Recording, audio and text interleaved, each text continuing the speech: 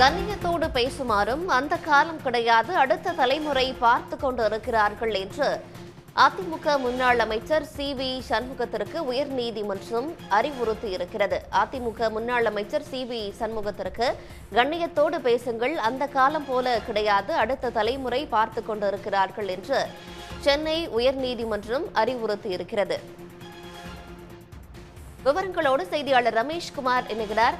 ரமேஷ்குமார், இது தொடர்பாக நீதிமன்றம் தரப்புல என்ன சொல்லப்பட்டிருக்கு? விழுப்புரம் மாவட்டம் கோழியனூர்ல கடந்த 2023ஆம் ஆண்டு நடைபெற்ற அதிமுக பொதுக்கூட்டத்துல பேசிய முன்னாள் அதிமுக அமைச்சரும் மாநிலங்களவை உறுப்பினருமான சி.வி. சண்முகம் உங்களுடைய பணம், உங்களுடைய தாலியை அறுத்து உங்கள் வீட்டில் இருக்கிற சாமான்கள் அடை வைத்து டாஸ்மாகில் கொடுத்து அந்த வருமானம் 50,000 கோடி ரூபாய் இந்த ஸ்டாலின் அரசுக்கு கிடைக்கிறது என்று குறிப்பிட்டிருந்தார். சி.வி. சண்முகத்தின் இந்த பேச்சு முதலமைச்சரின் பெயருக்கும் புகழுக்கும் களங்கம் ஏற்படுத்தும் வகையில் உள்ளதாக கூறி சி.வி. சண்முகத்தின் மீது விழுப்புரம் நீதிமன்றத்தில் அவதூறு வழக்கு தாக்கல் செய்யப்பட்டது. விழுப்புரம் நீதிமன்ற அரசு வழக்கறிஞர் சார்பாக இந்த அவதூறு வழக்கு தாக்கல் செய்யப்பட்டது. இந்த அவதூறு வழக்கை ரத்து செய்யக்கோரி சி.வி. சண்முகம் சென்னை உயர்நீதிமன்றத்தில் மனு தாக்கல் செய்திருந்தார். இந்த மனு மீது தான் நீதிபதி வேல்முருகன் முன்பு விசாரணை நடைபெற்றது. அப்போது நீதிபதி அந்த ஆளுங்கட்சியினுடைய தவறுகளை சுட்டிக்காட்டுவது எதிர்க்கட்சிகளினுடைய ஜனநாயக கடமைதான் என்றும், ஆனால் அதில் கண்ணியம் தேவை என்று அவர் சுட்டிக்காட்டினார். பேசும்போது எச்சரிக்கையுடனும் கண்ணியத்துடன் பேச வேண்டும் என்று குறிப்பிட்ட அவர் தேர்தலின் போது வாக்குறுதிகளை கொடுப்பது உலக அளவில் உள்ள நடைமுறைதான் என்றும், வாக்குறுதிகளை நிறைவேற்றாதை சுட்டிக்காட்டலாம் என தெரிவித்தார்.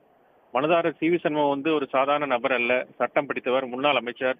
அவர் அவ்வாறு பேசக்கூடாது என்றும், பொறுப்போடு பேச வேண்டும் என தெரிவித்த நீதிபதி அந்த காலம் போல் தற்போது இல்லை என்றும், தற்போது அடுத்த தலைமுறையினர் பார்த்து கொண்டிருக்கிறார்கள், தலைமுறை மாறிவிட்டது, நாம் பேசும் வார்த்தையில் கவனம் தேவை, கண்ணியம் தேவை என குறிப்பிட்டார்.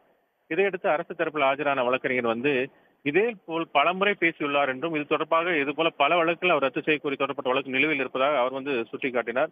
இதையடுத்து அனைத்து மனுக்களையும் தான் ஒன்றாக விசாரித்து உத்தரவு பிறப்பிப்பதாக குறிப்பிட்ட நீதிபதி இந்த வழக்கு விசாரணை 22ஆம் தேதிக்கு ஒத்தி வைத்திருக்கிறார்.